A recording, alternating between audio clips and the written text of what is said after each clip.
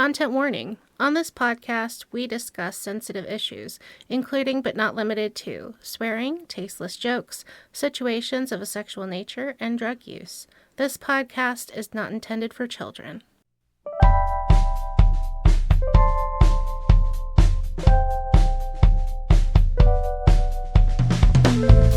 Hello, and welcome to BiblioWrecks, the podcast where we read the worst stories the world has to offer. I'm Bugs. And I'm Bam Bam. And you are doing a story for us today. Yeah. So what I've been telling people whenever I talk about this, do you remember the 2000s-ish era of sci-fi movies? Mm-hmm. Like the Sci-Fi Channel? Yes. Really bad. Yeah. No, they're not good. I have an appreciation for them because there was a kind of earnestness there that isn't there in today's crummy sci-fi movies. They weren't self-aware. Right. They were being earnest about it. Yeah, it really took a turn at Sharknado. Yeah. And I don't like the way it turned. I feel like at least they were legitimately trying to make a good movie, and it was just happened to be shitty. Right. Yep. So this is kind of in that vein. I'm doing Monster of the Loch by Lucas Pederson. Nice. So we're doing a Loch Ness monster sci-fi story. Fun. I don't think I've ever read a Loch Ness Monster book. Really? Ever. Wow. Yeah. You'd think I would have. Come to think of it, I don't think I have either. I've done a lot of reading on the Loch Ness Monster. Same. Because I really like it. Me too. It's a neat concept. It's a neat, yeah. But I don't know if I've ever read fiction that involved that. I feel like anyone who is a fan of the Loch Ness Monster wants to try to stay out of the realm of fiction. Right. Because you want it to be real. Right. So this story starts in 1917. Okay. And right now we're in Scotland. We're following a Russian scientist that is fleeing from the Red Army Oh, okay. in order to release a creature that he made called Creature Number 4, or as he calls it, L. Oh, And remember that name because it will come up. L. He goes to the edge of the water. The soldiers shoot him, but he manages to release the creature, saying, "Be free," as he dies. There's Russian army in Scotland. In that point, yeah. So we're doing some historical alternate history too, I guess. Well, I don't know that it actually happened. I would say this was like a secret assignment or something like that. Okay, so this isn't like a marching army. This is more like spies. Mm-hmm. So yeah, this scientist was fleeing from his post in order to release this animal that he made. And Russian agents. Chased him down to try to reclaim the creature. Okay. And they initially didn't want to shoot him, but he just kept running and pulled a gun, so they just shot him to death. Right. That was in 1917. Okay. We moved to the present day. 2017. Yeah. 100 years later. Yes, and sometime... Actually, I think this takes place in 2023 is when it was written. Right. Now we're following Jesse and his friend Becca fishing at Acorn Lake in Tennessee, I believe. Oh. Mm-hmm. So not at all... Scene change. Yeah, big scene change. Geography change. Time change. And he is catching a fish right now. He says, might be a muskie. He pulled back, reeled a bit, released a little line. The rod itself dipped in a heavy downward arc. Might be, Becca said and chuckled. I don't think a northern could do that. Jesse snorted. You've never had a big northern on the line then. What type of fish are they talking about? Like muskie, the... No, I don't know what a muskie is. Pike? Okay. Imagine a barracuda, but freshwater. Yes, Yeah. okay. They got teeth. Gotcha. And they're long, bitey boys. And they are in this lake in Tennessee. They're in a lot of lakes. They're even in lakes around here. Oh, okay. Becca says, I mean, I've had a couple of big ones. That's what she said, Jesse says. So that's the level we're dealing with right now. That was the setup for Yeah. a... Mm-hmm. Yep.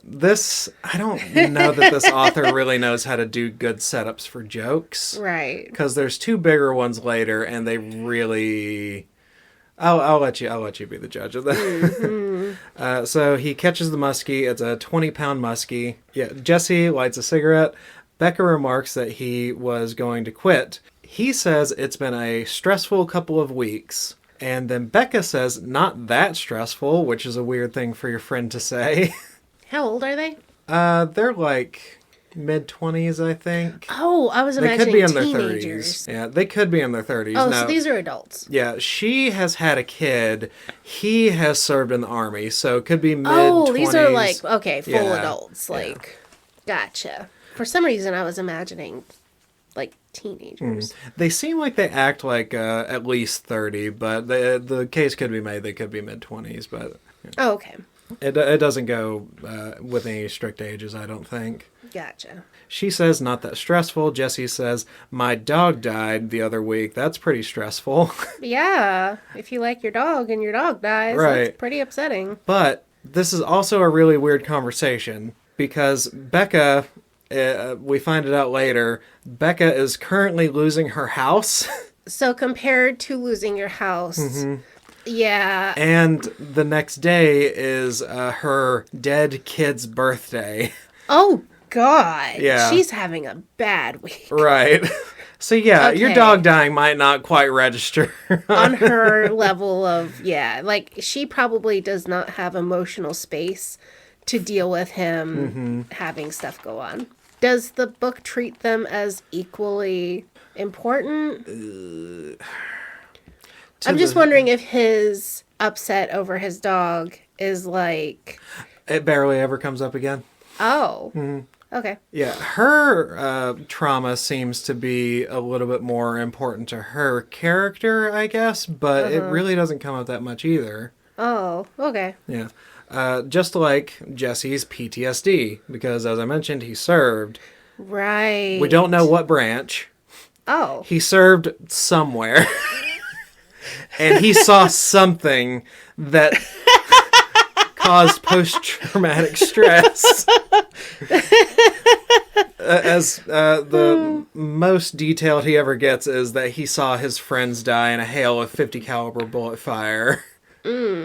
So he's seen some stuff, but it never really comes up. Like, this doesn't really factor into anything. Like, he mentions it once later when someone else dies. Huh. And even when he's talking about it this early in the story, he says PTSD was a bitch, and the story is written past tense, but still saying, you could just say that in the present tense. PTSD is a bitch. Right. Because... Saying it PTSD was a bitch implies at some point it stopped. Right. And most of the time you're not cured. You might kind of go into something like remission, Right. where symptoms are not bothering you. But... Okay, that's an odd turn of phrase. Yeah, it is written a bit weirdly in some ways. So Jesse cooks up the fish for himself and Becca. She leaves. Jesse spends the rest of the night mourning his dead dog, complaining about the VA, and getting drunk until he stumbles to bed and passes out. Okay. Sounds like he still has some PTSD. If he's getting himself that drunk. And yeah. So... he wakes up late the next day, takes a shower, walks around his house naked, which is his house, you know. Yeah, it's whatever. Becca just shows up in his house. Okay. Knock first, ma'am. He freaks out and pulls a gun on her. So still currently with PTSD. Strong reaction. Right. I don't know if this kind of thing has happened before, but she's kind of just nonplussed by this whole thing, and she's just like, it's not like I haven't seen it before. So I don't know what their relationship is. Like maybe he's gotten drunk and stripped off his clothes in front of her. Maybe. Well, there's also some weird relationship dynamics going on here because they have feelings for each other, but he doesn't want to get involved with her because of his PTSD stuff. Because sometimes he'll just space and be caught in the past for a second. Okay. And for some reason that disqualifies him from having a relationship with her. I don't know why exactly.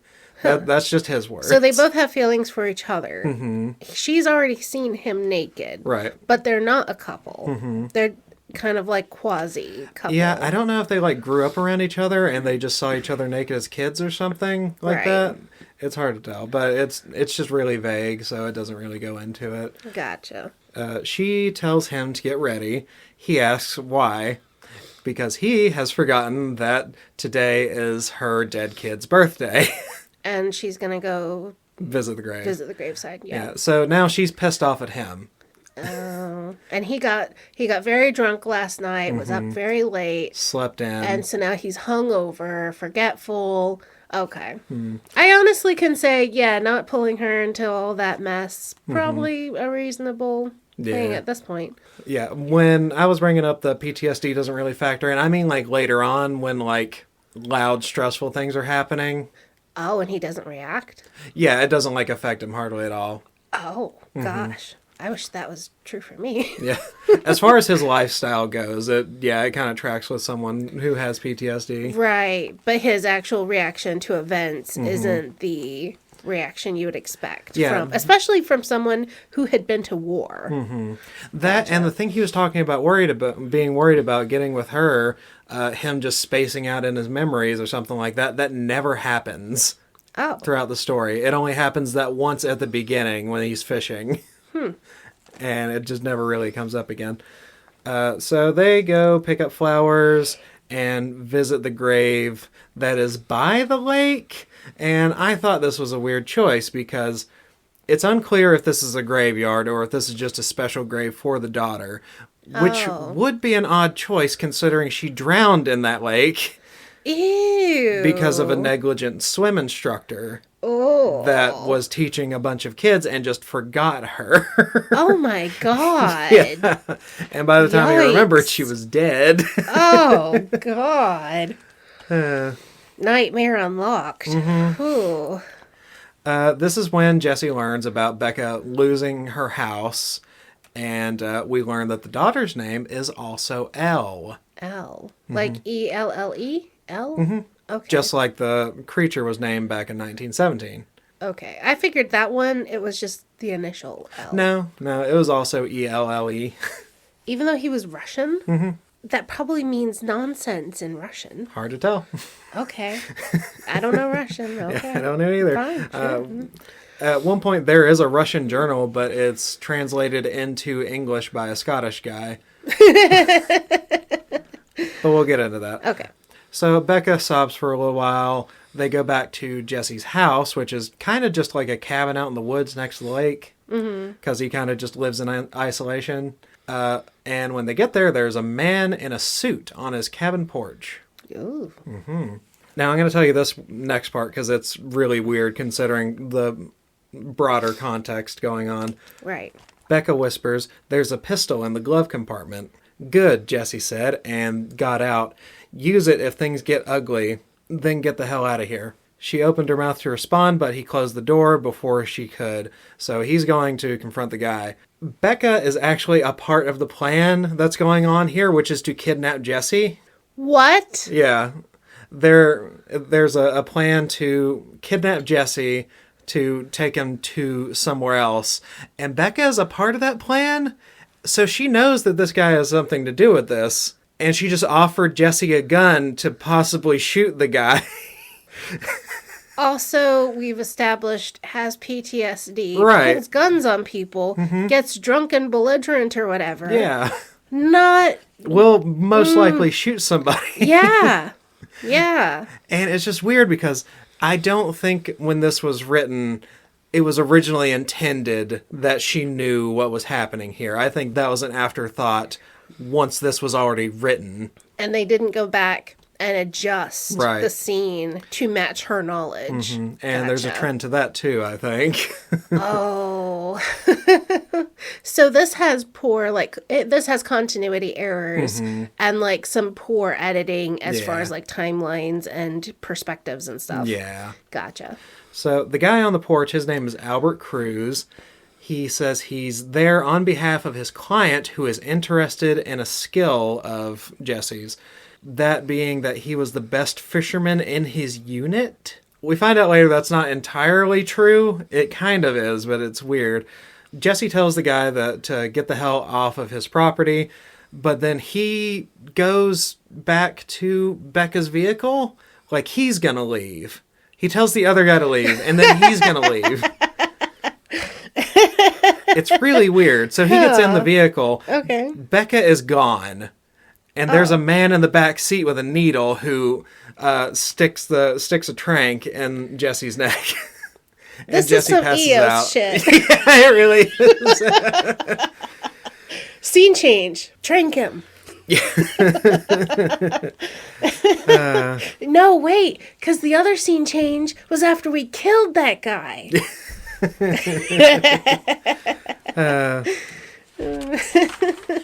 So Jesse wakes up. He's in a white room. And I don't know. It never tells exactly where he is. Like, presumably this is like a hotel. He isn't in... he's still in America, presumably still in Tennessee, then... But white room sounds like a hospital. Right. Or a prison. It's somewhere or a nondescript. Jail cell. Yeah. Becca comes in, and she's like smiling. She's acting normally, and she's brought a plate of food. She tells him that as soon as he eats, he can get some answers. So basically, he's not allowed to know the plot until he eats and then walks down the hall. I'd be staring awfully suspiciously at that food. Mm-hmm. I'd be looking suspiciously at my friend. Yeah. Seems to be a part of this somehow.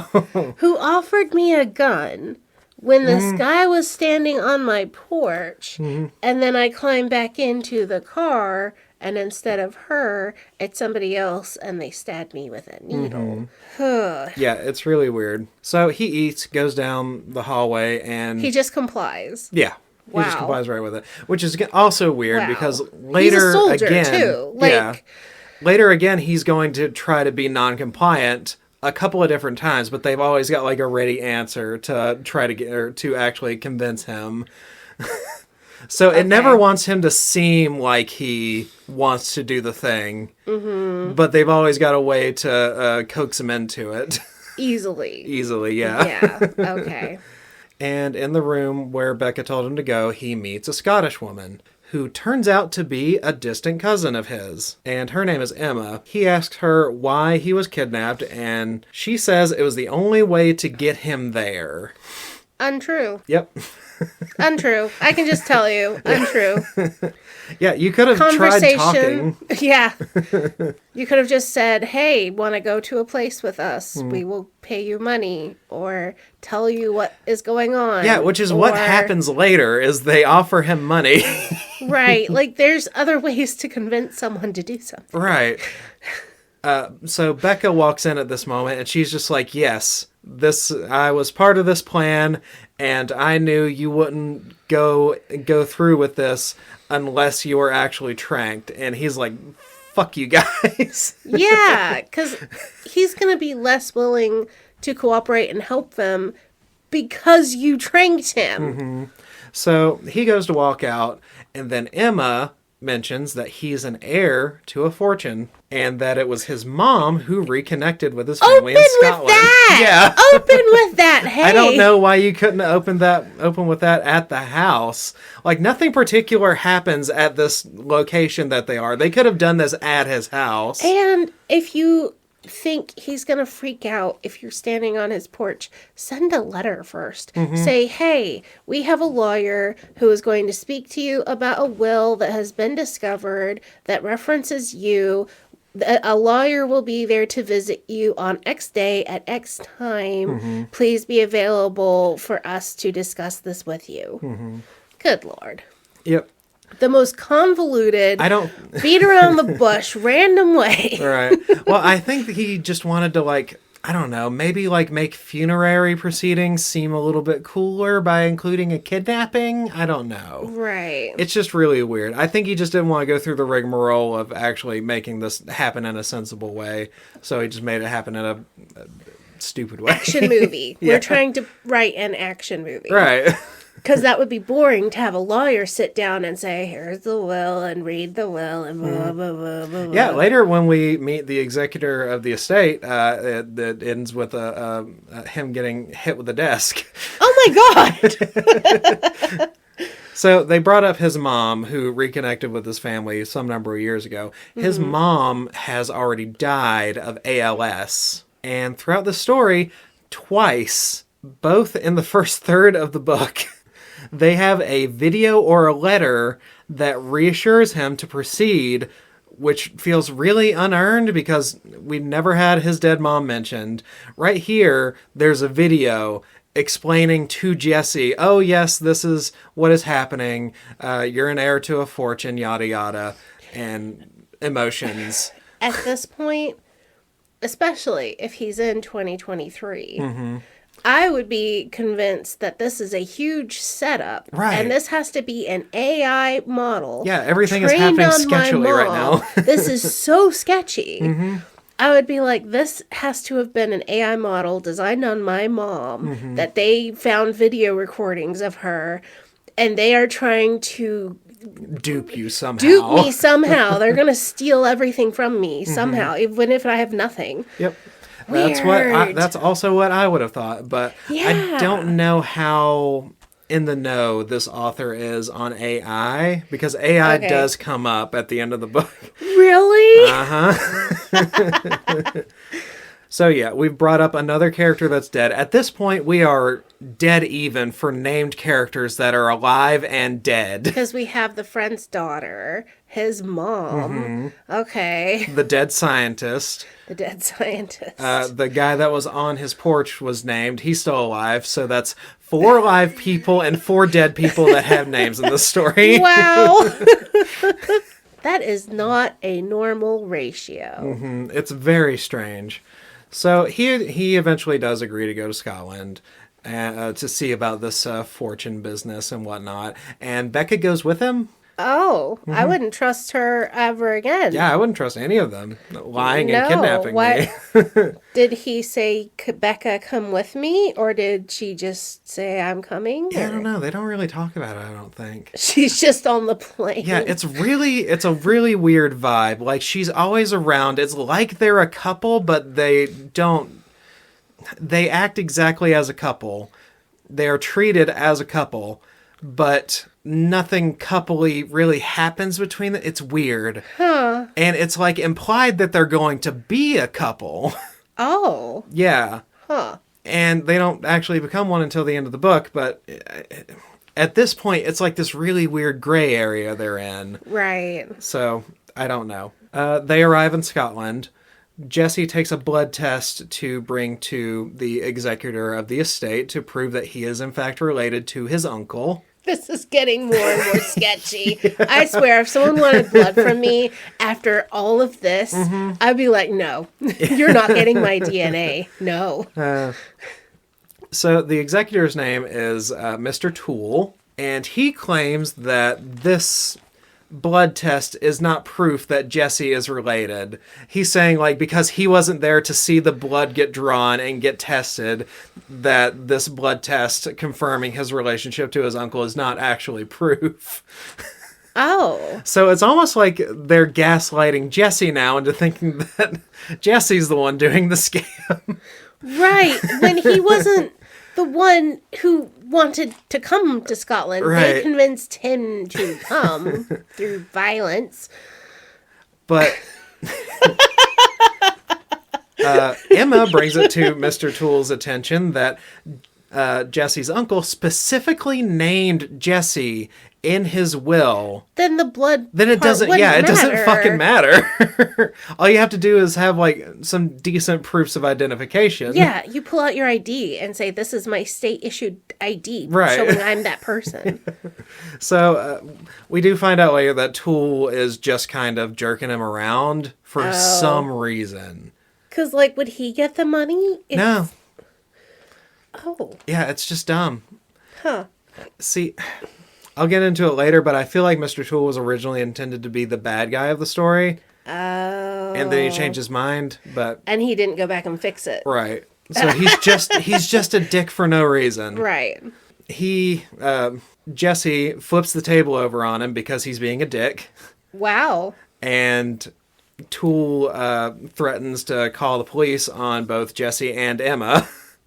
Mm-hmm. So they just leave, and they just go to a pub and have a night of drinking. Just the 3 of them. Okay. So we do that because we're having a scene transition. Mm-hmm. we're going to see someone become a victim. Oh. Yeah. I think that's the only reason that there's like a night transition or like a changing of the days. Mm-hmm. So we switch over to a depressed alcoholic man named Norman, whose wife died, and he's just drifting in a little boat in the loch. We add a live character and a dead character Yeah, same time. the ratio stays the same. Oh, as well with the uncle and the Mr. uncle Toolk. and the lawyer. Yeah, ratio stays the same throughout. So Norman's drifting in this little boat when he feels something bump the boat. And he's like, that was definitely not a log, even though he's drunk and it's the middle of the night and he can't see anything. Right. Or it could have just been a big fish. But then the monster lunges out of the water and grabs him and he dies. Oh. So that changes the ratio a bit. Oh, no. More dead than alive. So we transition back to Jesse and Emma. The next day, for some reason, Tool just gives over the keys to the estate and everything. He just woke up with his panties in a wad. Yeah, he just woke up this morning in a better mood and was just like, I don't know why I was being such a douche yesterday. So he gets the keys to the mansion, and the way the inheritance is split up, Emma is going to get the house. Okay. So she's getting the mansion itself, and Jesse gets the stuff that's inside of it, along with $5 million. I would take that deal. Yeah. He gets inheritance of all the stuff, so he's just looking at it, and he finds out that his uncle is a really big Nessie fan. He's got like all kinds of carvings and a floor-to-ceiling library on the subject. Fun. Mm-hmm. You know what? I would love that. Yeah. If someone showed up and was like, you are heir to a fortune, I wouldn't appreciate getting trained or dragged somewhere. Yeah. But if they were like, you get $5 million and this entire library, that would be amazing. Yeah, I would put up with a lot of piss poor behavior just to get that. That is really cool. So that's when Emma gives their uncle's diary to Jesse. Part of the inheritance deal is he has to read the diary. Okay, sure. Yeah, it's kind of like staying in the haunted mansion so that you can inherit it or something. Fine, buddy. Yeah, okay. So he goes back to his room, starts reading the diary. That's when he finds out his uncle knows the origin of Nessie. Oh. Or so he claims in the He journal. has some secret knowledge. And not only that, it's coming back here soon, is what the journal entry says. But it would have lived... I thought it lived in the loch. Well, no. The explanation is that it travels in and out through like underwater tunnels or whatever. Oh. Or it travels like upriver back to the Because lake or when something. the boats with sonar are scanning the bottom of the lake, Yeah. it has to be elsewhere. Right. And then it comes back the next day, and a tourist with a very broken camera saw it and couldn't get a picture of it. Yeah. So the explanation is it comes back around this time. I've got the month written down somewhere. I'll come back to it. But yeah, regardless of when the uncle wrote this entry, he didn't know when his nephew was going to read it or when all of this was going to work out so that here soon would be applicable. It's vague enough. Yeah. It's well, there's vague only a enough. month span Oh. that so the you would monster's have to- around. Oh, well then you would have to be very specific. And he just died like a couple weeks ago. So it's really weird. Yeah, it's just really weird. We're all just of this piling setup. on coincidence to make it just work. Yeah, Okay. it's very fine. strange. He also says, but here is something I dared not put in my will, or that cranky old Mr. Tool would have jumped on it like the toad he is. Which is really weird language for the person that you have chosen to be your executor of state. Yeah, you have to trust them if Right. you're going to give them that because you want things to happen after your death and you can't make that happen except through the executor. Right. But Mr. Tool already knows all this stuff in the journal. And if He's already aware of this stuff. His job is going to be, he has to give Jesse all the equipment. He's got like a bunch of people hired to run the ship and everything that he's going to be using, and to pay Jesse an additional $20 million to kill the creature. But also, if you didn't want your executor to know something, and then you gave him the journal with that information and said, my nephew has to read this or he doesn't get the money. Right. I think your executor would read it. Yeah. And unless you have a fingerprint lock, you're not going to prevent him from reading it. Right. And there's no information that Mr. Toole doesn't already have that's in this journal. Maybe like some of the specifics about the monster itself, but there's really nothing he doesn't know already in there. Right. Okay. So it's very strange, which is, strengthening my implication that he's a bad guy for some reason at this point, and it just never comes to fruition. Okay. So the rest of the journal is a translation of a Russian journal that his uncle found. Oh, okay. Presumably from the Russian scientist. Right. Yeah. Basically, the scientist had cells from... I've got a couple of dinosaurs, so I'm going to start with those. Do you know what a mosasaur is? I don't know the dinosaurs, dear. Okay. It's a reptilian lizard with flippers.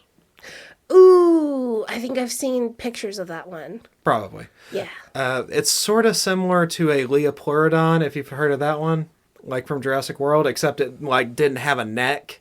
Okay. And it had a really long tail. That's a mosasaur. Okay. And then there's plesiosaur is the other bit of... That's the one that people... That's the one with a really long neck. Yeah, that's the one that people are like, oh, maybe it was a plesiosaur that Nessie was, and one had just lived a very long time. Yeah. The story says that this scientist had cells from a mosasaur, a plesiosaur, a cuttlefish, and a Greenland shark. Now, 2 of those things are reptiles. The cuttlefish is a mollusk.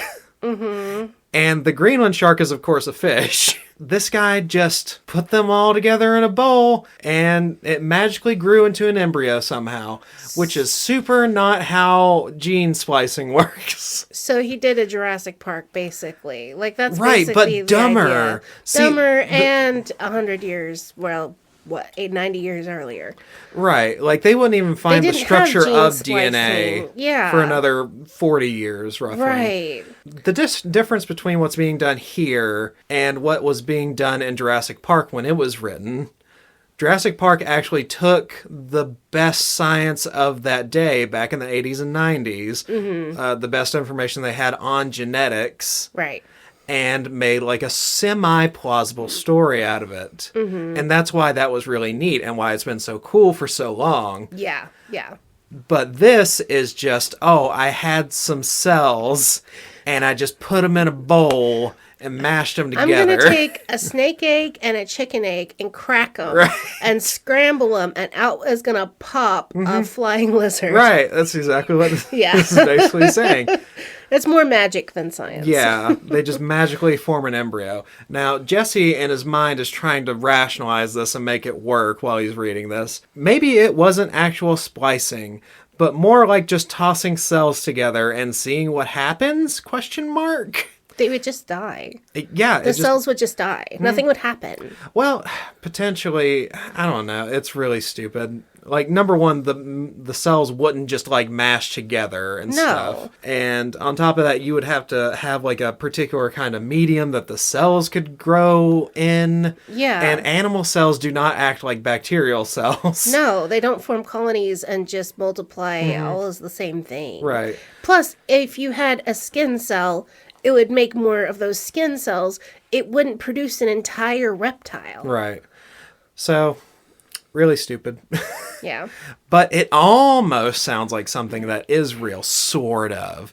I'm giving it way too much credit just so I can talk about a neat thing that I know about. Oh. Have you ever heard of a gene gun? Gene gun? No. So basically what it is, it's like a little science gun. You... It kind of just shoots some concentrated energy through a medium. Usually what they use it for is plants. Because back in the 90s and the 2000s, when they were getting really concerned about genetic modifications and your GMOs and plants and foodstuffs, they had CRISPR and a couple other methods that actually worked really well. Right. I've heard of CRISPR. CRISPR is just a really easy, clean way to do very specific gene editing. Yeah. but there was a lot of backlash from it because people got scared of it. So this is one of the things that came out of that. The gene gun basically just blasts plant cells with little bits of DNA, and in a shotgun-like fashion, hopefully that DNA makes it into the right place so that it produces the desired effect. Oh, I never heard of that. Yeah, so it's just like CRISPR gene editing, except way worse and takes way more time.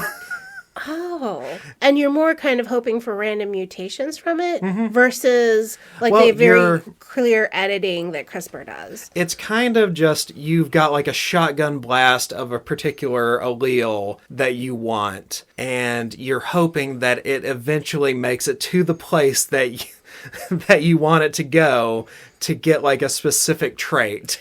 I see why it's called a gun.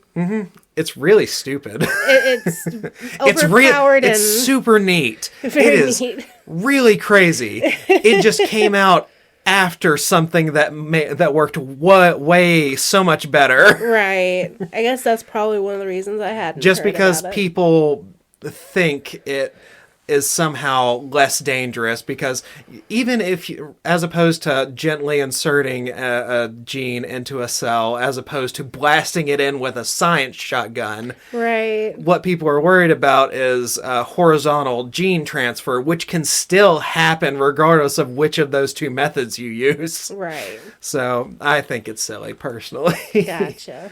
Now that I've satisfied myself talking about this. Yes. Back to the scientist. The scientist is growing this creature, and he's getting more attached to it, and he gives it the name L. He gets attached to it, of course, and then plans to free it. Now we have another scene change. It's nighttime at the lake again, or at the loch. There are two children playing by the water. Oh, dear. And they're looking for frogs. Oh, dear. Now, this They was find a lawyer. twice as slimy.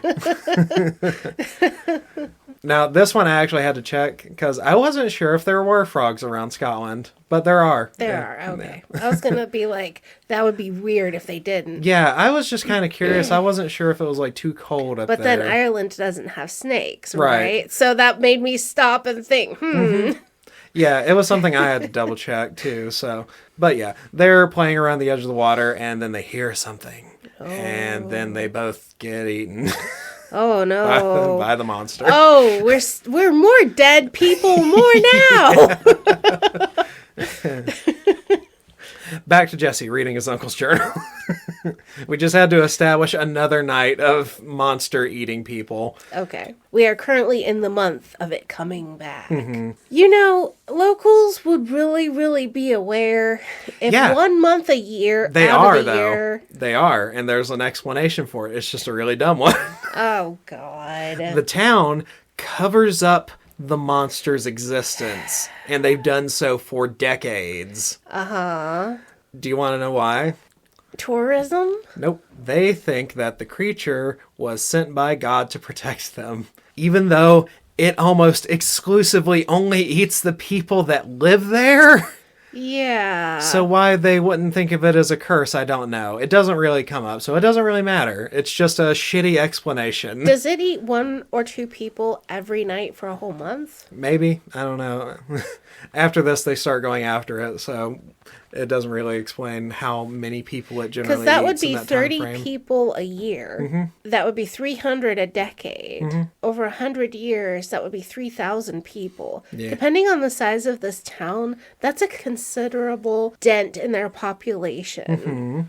Yeah, so it wouldn't really make sense for them to be trying to defend this creature. And if we're dealing with science stuff, these would be people. This is not superstitions of the 1700s. No one else knows about the science stuff. Only the uncle who has this journal and has kept it a secret. So they don't know where it came from. Right. Okay, so to them, it really is kind of like this vague, unknown thing. Then. Right, because there are still stories from like back hundreds of years ago. Like there was that saint that supposedly ran off a serpent from the water in Loch Ness. Gotcha. Okay. So that kind of thing still exists. So prior to 1917, it was in the story. It's explained that those ones were just mistakes. and misidentifications. Oh. Back to the journal. The uncle, at this point, it's back to entries from the uncle. So Jesse has read all of the scientist notes and stuff. For some reason, the uncle does not think that the L that is out killing people now is the original L. That it bred by itself? Yeah. He thinks that this is an offspring, despite it, number one, being the only creature, which... Of that species. Like, Right. This is a new species. Right. That is not... And these are not from creatures known for parthenogenesis. They potentially are.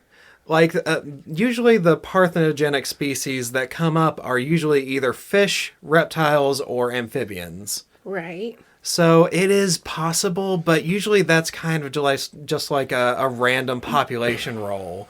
Like one individual and like 100,000 will end up being parthenogenic. Right. And like I've been in groups that were owning reptiles and like snakes or lizards. And oftentimes, even if those eggs do hatch, the offspring are very weak and often die. Right, because they don't have the genetic diversity. Yeah, that they need to survive to adulthood. Right. He doesn't use any of this language. Right. He just, for some reason, is insistent that it is not the original L, and this is L2. Okay. I don't know why. It bred with a local frog? I don't know. The only explanation is that it's parthenogenic, but he never says that. And if this was written in 2023, you would have access to that Right. information online. Yeah, that's very accessible. Yeah. He's just got this idea and he doesn't know how to express it. He wants it to be like a self-sustaining monster and for there to be like a vague threat of other monsters throughout the world for some reason, but it never goes into that. Jesse gets done reading the journal. Jesse, Becca, and Emma all get on the same page. He tells them about the journal, and then they hear about the kids being murdered the night before. Mm-hmm. So now they're planning to try to do something about it now that they're all technically conscripted.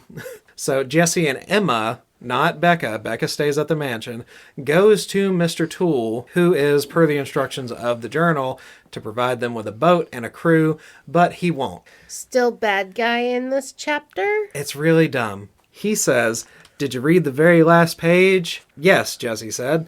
Ended with Macomb, his uncle, saying Godspeed. "Wrong last page, Mr. Robbins." "That's the last page, asshole." "No, you ass. The last page is at the back of the journal." So it's not the last page that his uncle wrote on. Oh. It's the back page. Oh, okay. Which, of course, he didn't read it.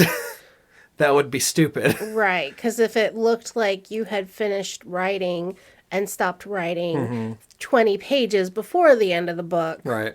Yeah, okay. So he's just like, you gotta go read that page, or else I'm not going to help you. So he wants them to drive all the way back, read the page, and then come back again, which thankfully they don't do. Oh. Jesse does the sensible thing, and he calls Becca. He calls Becca, and just has her read the journal and the last page to him. Mm-hmm. And it's a single sentence. It says, "Tell Mr. Toole he's an arse for making you read this." What a waste of, number one, the character's time, the reader's time, for fucking nothing. It wasn't funny at all. It was just stupid. Were the uncle and Mr. Toole in on it to just torture this nephew we've never met? Presumably, that's the only sense. It doesn't make any sense otherwise. The It's only just way dumb. you could make this make sense is the uncle and Mr. Toole sitting around drinking beers going, "I've never met this hick from the U.S. How can we screw with him?" Yeah, that's more sensible than whatever the fuck this is. I know. I'm like, are we just trying to waste his time so he can't get on the boat? Are we delaying it for any reason? I don't know. There's no reason. Does not that I getting know the of. boat this minute change anything? No, it doesn't. Because he does this, and like Toole is still like giving a little pushback. He's still like, "You didn't technically read it," and they're just like, "Fuck you." Right. What? Why do you care? You're the executor. You've either been paid or not paid, but it doesn't matter. He's just being a prick. Yeah. And it just wasted my time reading this, is what it feels like.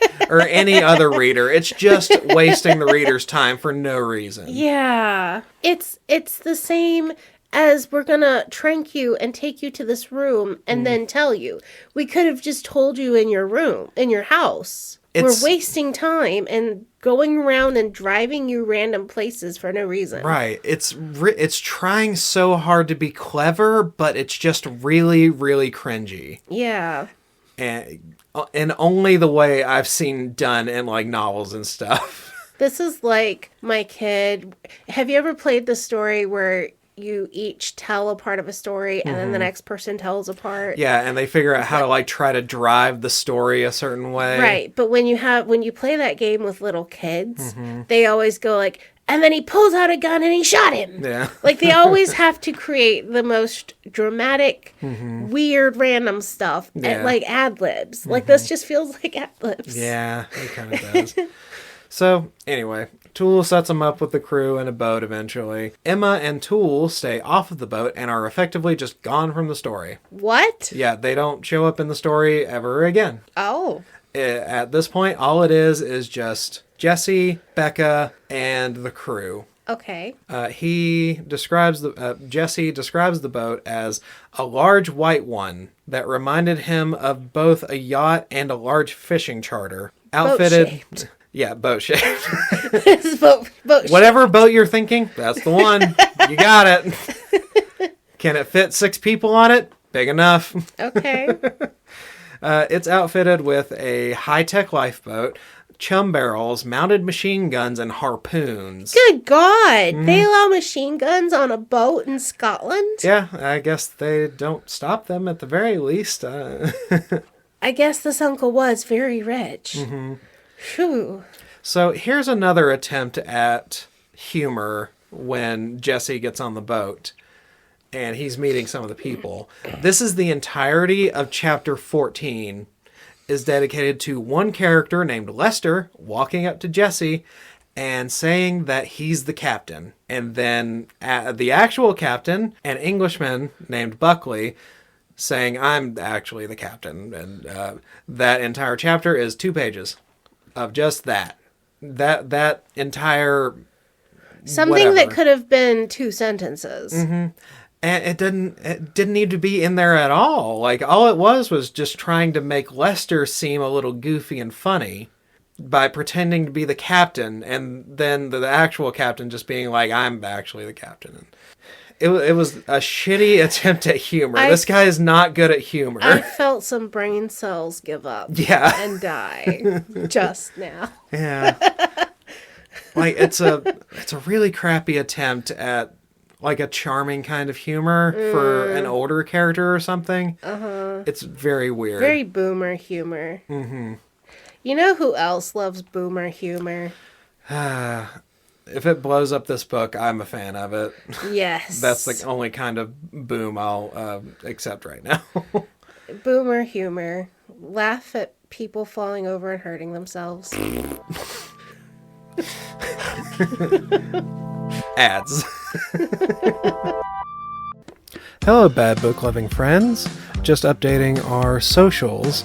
We're on Blue Sky now at bugs-bibliowrecks.bsky.social. We have a Substack at Bugs and Books, and the profile name is Bugs at BiblioWrecks. And of course, our website, BiblioWrecks.com. Drop us a message and check out the content that Bugs works on. She's really good at the social stuff. And let's get back to that bad book. I hope you enjoyed those ads full of boomer humor and people falling over and hurting themselves. We only accept ad pivots from people over 60. And the boomers are 70 now. Oh, are they? Is that okay? Over 60 and in 70s, yeah. Yeah, old. Yeah. Back to some more bad humor. And we're hunting a monster? The Loch Ness Monster, yes. And the crew was cool with this. Yep. They're locals? Nope. Oh. Well, initially you think they're locals. Because it's like the whole thing is the locals are protecting them. Right. How could the uncle get away with putting together a boat that's... Bribery. Oh. So he bribed the local officials, but the locals are the ones that believe this is like some kind of stupid gift from God that kills the people that live near it. Right. So I don't know. I don't understand why. They must not believe very much, because bribery, you can pay them and they'll ignore it. Mm-hmm. So very silly. Yeah. Like, this is just very conflicting interests here. Yeah, it just stopped being a thing right after the guy said that it's because the people believe it's a gift. Oh. Yeah. Okay. So Jesse and Buckley are talking, as Jesse and the captain. Buckley doesn't really believe in Nessie. He's basically just a paid tour guide. With guns. With guns. Okay. Which he's just driving the ship. Oh. Okay. Is there members of the crew who are going to use the guns? Yep. Oh. They start traveling and chumming, initially starting with the east side, but then Jesse, because the only reason he has been hired is because he is related to the guy that paid for the expedition. Mm-hmm. He was in some branch of the armed forces, and he can fish. That was why we set up. He was the best fisherman in his unit, and we opened fishing in Tennessee. Yeah, and that's not even really why he got hired, because it was just because he was related to the guy. He was related to this guy. He was the most related guy that knew how to fish, but they're not even fishing. They're not fishing because... It's not a fish. Well, also they're chumming in order to just shoot it. Right. They're not fishing with a fishing pole. Yeah. So it's very silly. What kind of fishing did he do in the army? Did he fish with guns? Never brings it up. I think those were two separate things. He was in the army, and he also fished while he was there sometimes for leisure. Is this main character a Mary Sue? Yeah, kind of. Because right here, they're going to insert something into his mouth so that he has something to add. Because otherwise, for most of this trip, he's just doing nothing. Because this uncle, loads of money. Yeah. Very he could wealthy. hire a marine biologist and a nuclear submarine. There was no reason to give the journal to a nephew. This captain that he hired could have given him the journal and said, I want you to outfit and hire who you need to successfully destroy this creature. Nepotism's a hell of a thing. I guess. For no reason. For no reason. I just feel like the author was from East Tennessee and was like, how could I end up shooting Nessie? This is how I would end up shooting at Nessie. Pretty much. It's almost like that's exactly what happened. So Jesse has to have something to add here. He suggests chumming the middle of the lake, and then everyone's just like, yes, the deep currents. Why didn't we think of that? Because everyone's got to be incompetent so that Jesse can have an idea. Right. But also, that doesn't make much sense, because aren't you wanting it to come to you in the boat? So if you're in a current, it would pull the chum away from you, and it would just eat it wherever it found it. It wouldn't come to you. Yeah. Well, I think the idea is like they're trying to get it to the surface, aerate it, and so that it's following the chum without actually, it's like the chum is in like a net or a barrel or something like that, and it's like releasing the smell without actually releasing any actual chunk. So it'll follow the smell to get to the food, I think is the idea. Oh, okay. So they're not just chopping up chunks of fish and just throwing it in. Well, maybe not, because there is I might have been doing the thing where I give them too much credit again, because at one point they are talking about just chopping up chunks of fish and just throwing them off the boat. Now that I think about it. Because if you're in a deep current and it's pulling it, we already know there's underwater tunnels. So if there's water coming in and out of the lake through underground tunnels, chumming it and throwing the stuff into the current seems pointless. Yeah. Yeah, I don't know. Whatever. It's really stupid. If a wild animal that eats raw fish says, there's raw fish right in front of me. No, I will ignore this and follow the path of where it came from. Right. This isn't Bugs Bunny following a scent trail. Yeah. So maybe this was stupider than I gave it credit for. Maybe I was giving him too much credit, actually. So they start chumming the middle of the lake. And Jesse is still talking to Buckley. And Buckley seems like he's getting like really insecure. Like he's trying to reassure Jesse that he does know how to drive around the lake, like multiple times. And Jesse's just like, yeah, I never once questioned that. Why you keep bringing it up, man? That's his shining manhood just pale, makes everyone's abilities pale in comparison. right. Oh, fantastic fisherman of some unnamed military unit. Which is why I was asking if he's a Mary Sue, because he doesn't seem to actually have any skills or abilities. No, not but really. Everyone around him is trying to like impress him or manipulate him when you could just talk to him because he's just a guy. He's being treated as if he's the actual expert, and he just doesn't anything. Yeah. So they're in the wheelhouse talking to each other, and they're halfway down the length of the loch, which I'm feeling really weird about because they're chumming in the middle of the lake. And then once they make it halfway down the length, so they're directly in the middle of the lake. And this is when an event starts happening. Okay. So they had to be in the absolute middle of the lake for a thing to happen. And it was because he suggested it. Right. So I feel weird about that. Is that the deepest part of the loch? Do they say in the book? No, presumably it's one of the deeper spots, but I don't know. Right.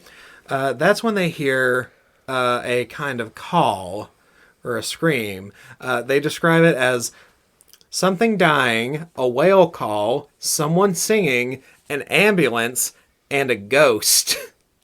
And they just, they argue about what it actually sounded like. Like, for some reason, Buckley is just really impassionate that it does not sound like an opera singer at all.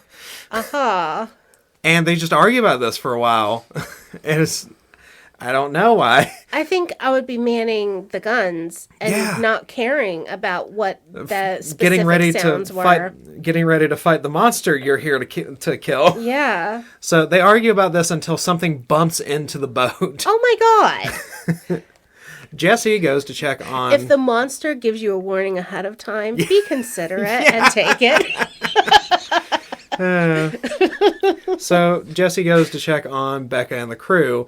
At the stern of the boat appears a massive viper-shaped head with a semi-long neck.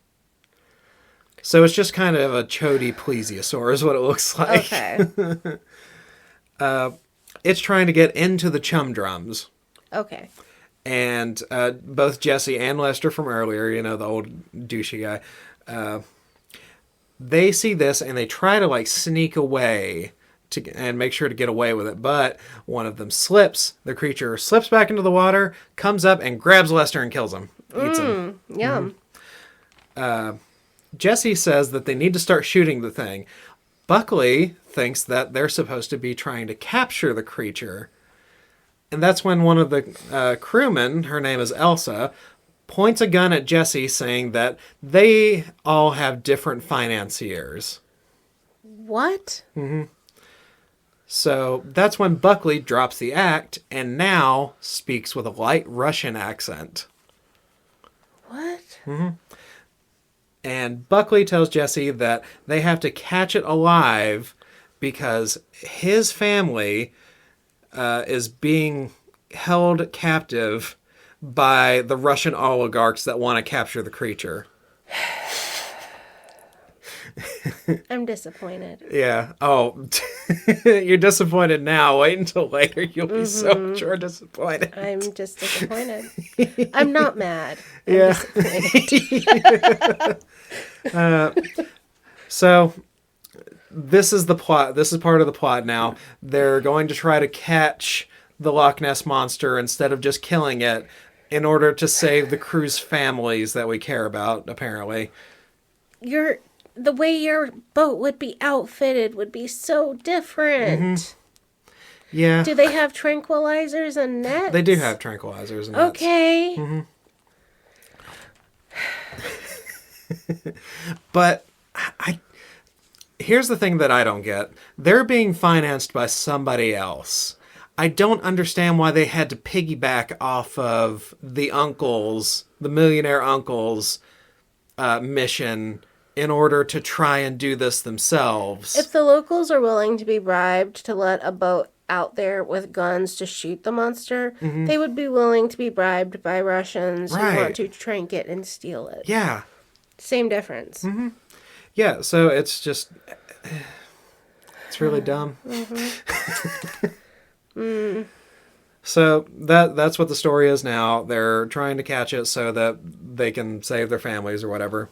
So everybody reorganizes into roughly the same setup as before, except now people are prepared to use nets and guns to capture the creature. So the plan is to chum, net, and then tranquilize. Does this thing breathe air or water? It breathes air because it's a reptile. But it lives in underwater tunnels. I don't think it lives there. I think it just travels through those.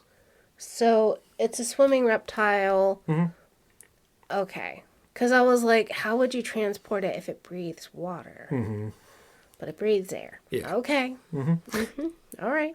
So they're trawling the water a while until the boat quakes. So they're getting attacked by the monster again. Jesse says for everyone to get nets and guns ready. Buckley says no guns because he's afraid they're going to kill it and then it'll be dead. Well, wouldn't they have trank guns? One person has a trank gun. Why wouldn't you have a bunch of trank guns? One would think.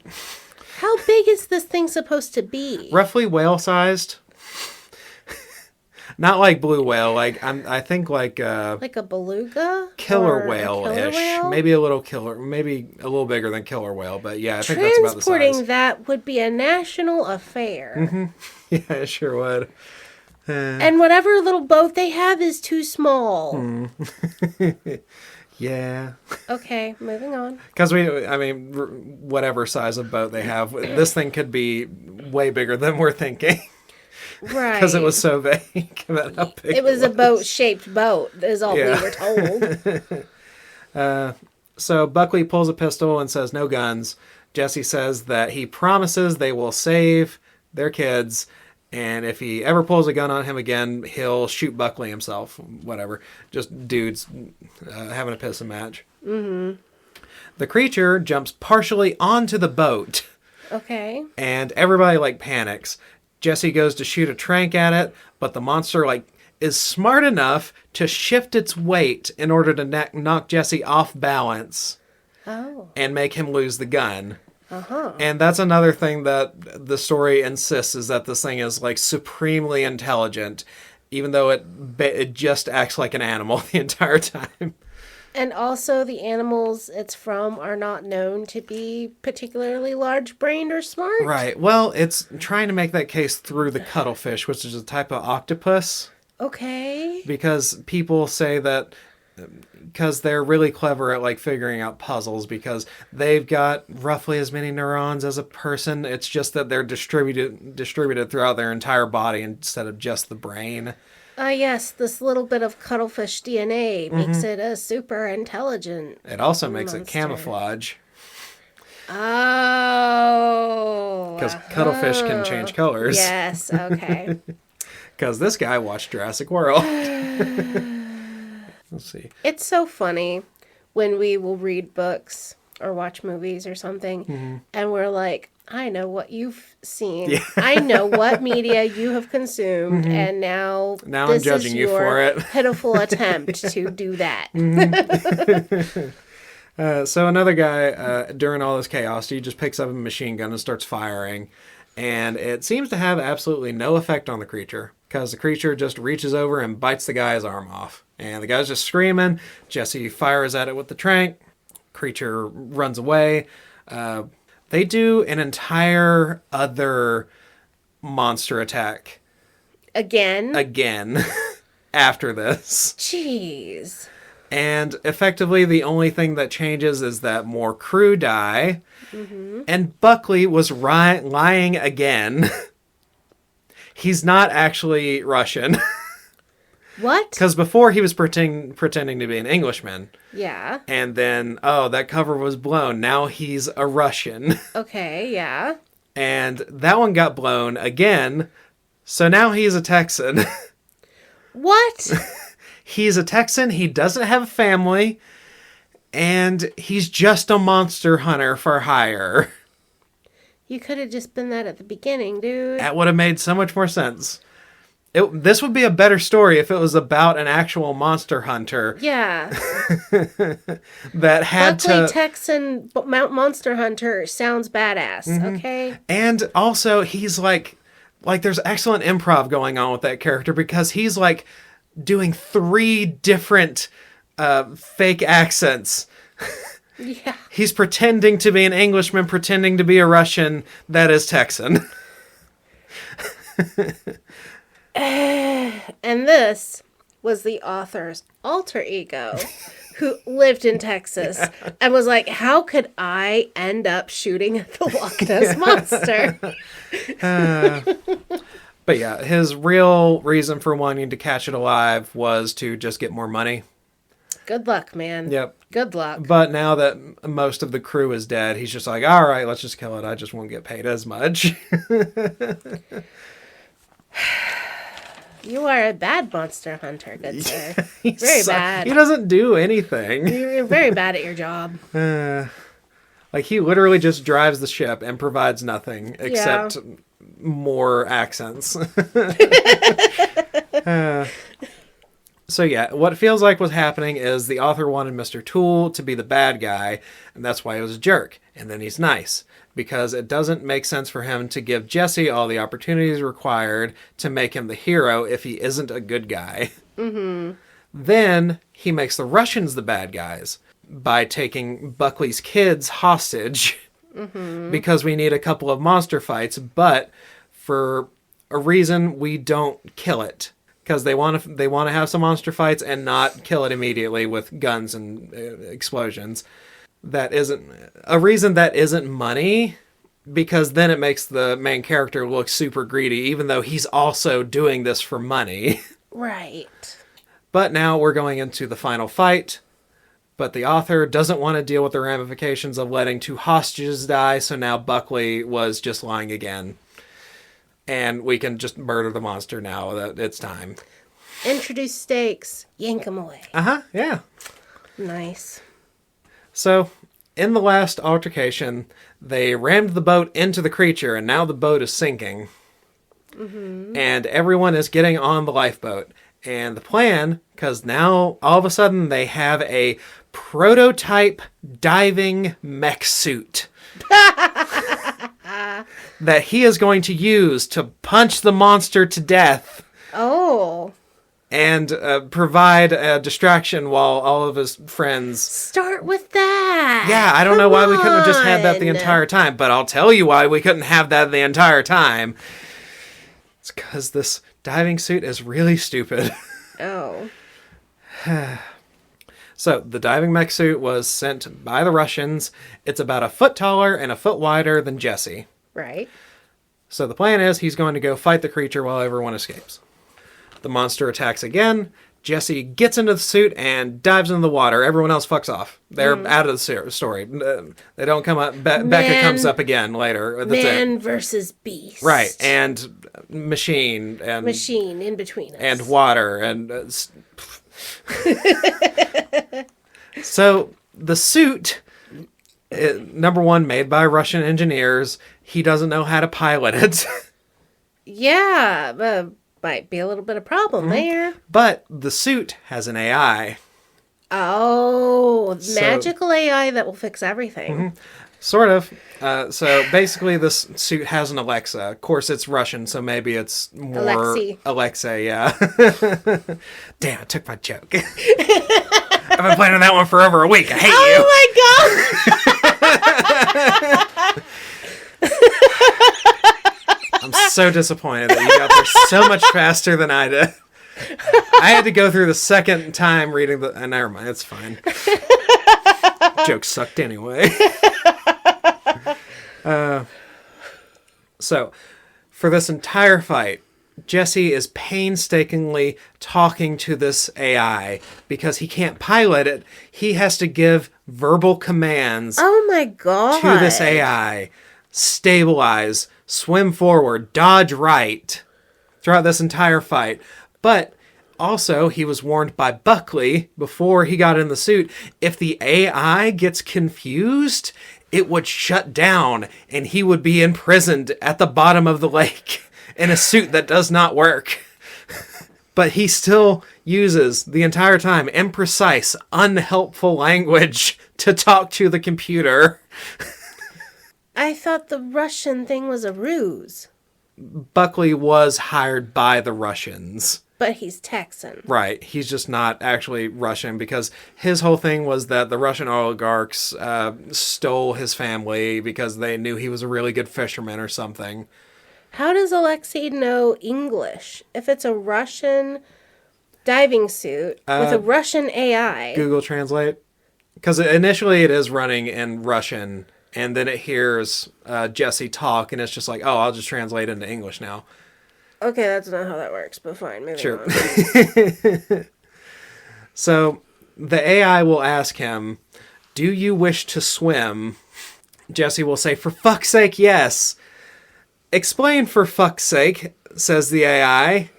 So anything but just like a strict Yes or no. yeah will confuse the AI, which he has already been told is a bad idea. Right. So he just continuously does this and just keeps arguing with the robot. This is bad writing. Right. And the entire time he's technically fighting a monster. It's just really boring. He's just having to verbally tell Tell a robot AI, to fight it for him. swing arm forward. Mm-hmm. No, left arm. Now right arm. Hammer strike. Kick. I said kick it. There could be possibly something funny about this. Right. It feels like a setup to a joke. Yeah. But it's never funny. Because also, the AI, I think, is kind of insane. Right. It doesn't understand kill, murder. It doesn't understand kill, murder, or destroy. It knows the word unalive. Oh, okay. That is funny. Yeah. That is very, very funny. Because presumably this AI has been trained on like large language models, like what would be used on like TikTok or YouTube, I think is the idea. And murder and kill are blocked words that you can't use when you get killed by the algorithm. So kind of funny. That is kind of funny. Which also proves that this author wrote this and this was all very recent. Mm-hmm. He does know something about AI. Right. And still chose not to look into parthenogenesis or any of this other science stuff. Right. Weird. Yeah, it's pretty lame. The AI also seems emotionally sensitive. Weird.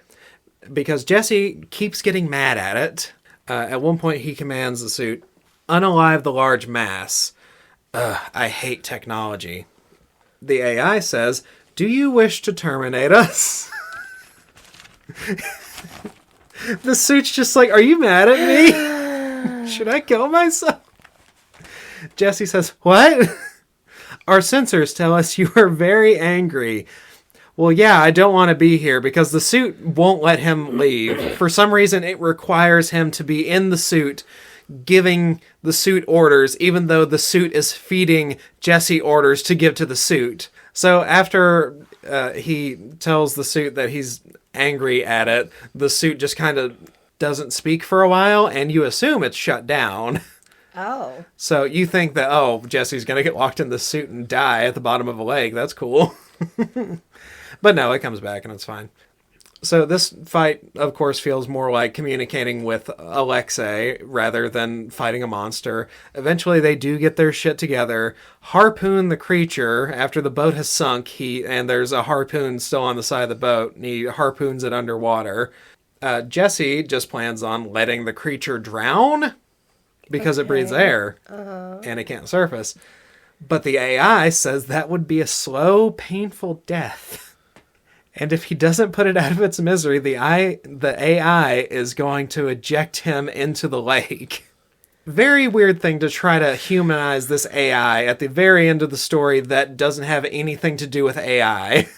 Also, I just don't know if that's really true. I don't know if harpooning something is a faster death than drowning.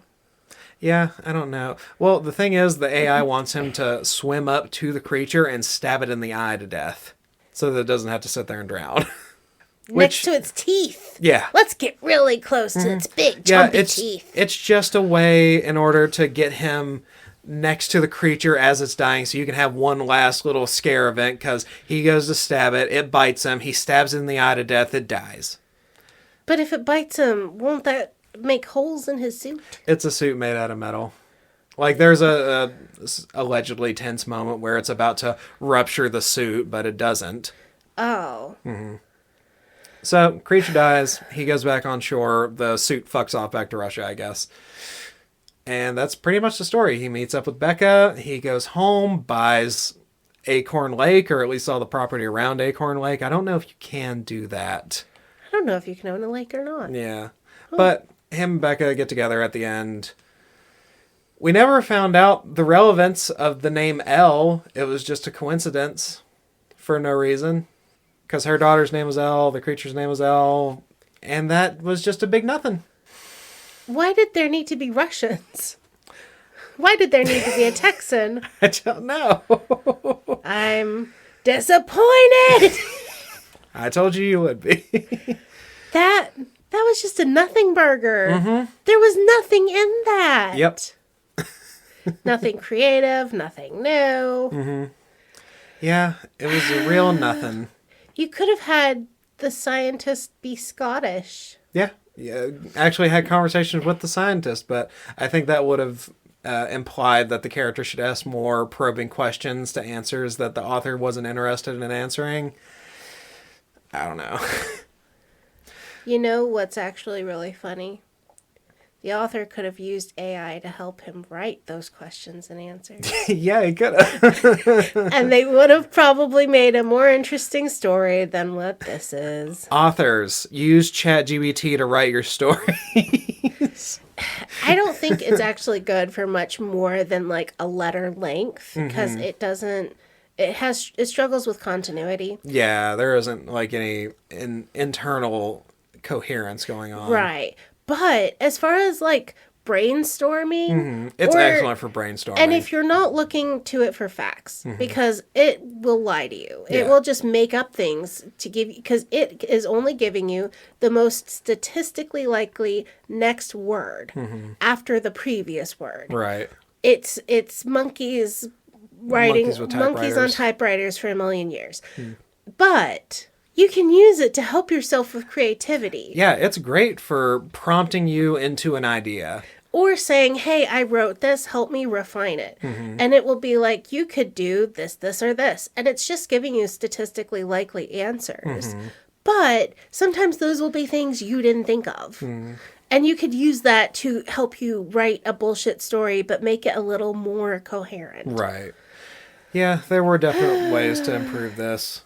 So, but at the same honestly, time, it's just like with sci-fi, I'm willing to suspend disbelief. Suspend a lot of disbelief when it comes to creating animals through science and petri dish random Shenanigans. stuff. Yeah, like throw me some sciencey words. Like Star Trek did that all the time. We have this worry machine. Like they took a salt shaker and would hold it up to somebody's head, and that was scanning them to tell you they had an aneurysm. Right. I will suspend disbelief that salt shaker can actually look at someone's brain. But you gotta sell it. You gotta sell it. And you gotta say that's what it's doing. And then you move on. Sometimes authors over-explain instead of just saying, this Russian scientist had a groundbreaking work in genetics. He got murdered and his stuff was wiped out by the Tsar. Yeah. And when the Soviets came in, they burned down his lab.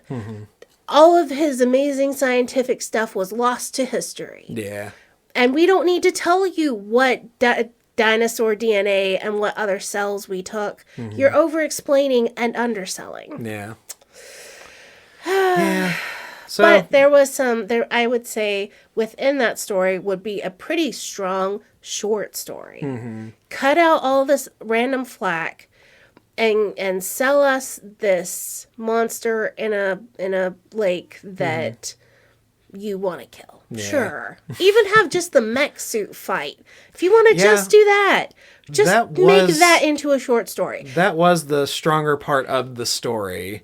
Just have a short story of this guy arguing with his AI. Yeah, that was the best part funny. of the story, for sure. So, yeah, it wasn't a good story. It was really dumb and consistent. And, like, the only redeeming quality is that you can just turn your brain off and think about sea monsters. Yeah. So, honestly, that's it. I would say maybe a C. C+. I gave it a D+. C minus, D+. I would be like, meh.